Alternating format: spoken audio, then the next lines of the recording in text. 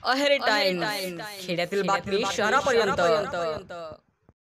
अहेरी तालुक्यातील अहेरी महागाव सुभाषनगर रस्त्यावर मोठ्या प्रमाणात वाहतूक होत असल्याने रस्त्याची अवस्था खूपच वाईट झाली आहे।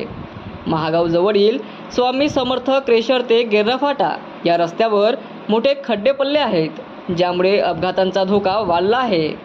नागरिकांना खराब रस्त्यावरून प्रवास करून आपला जीव धोक्यात घालावा लागत आहे। त्याच परिसरातील महागाव ते कन्नेपल्ली या रस्त्याची अवस्था खूपच वाईट झाली आहे, ज्यामुळे नागरिकांना आणि शाळकरी मुलांना नाहक गैरसोयीचा सामना करावा लागत आहे। या रस्त्यावरील पुलांजवळ मोठे खड्डे पडले आहेत आणि डांबरीकरण उखडत आहे, ज्यामुळे वाहतुकीवर परिणाम होत आहे।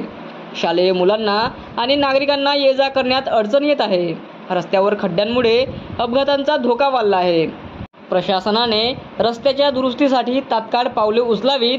नागरिकांच्या समस्या सोडवण्यासाठी प्रशासनाने संवेदनशील असले पाहिजे।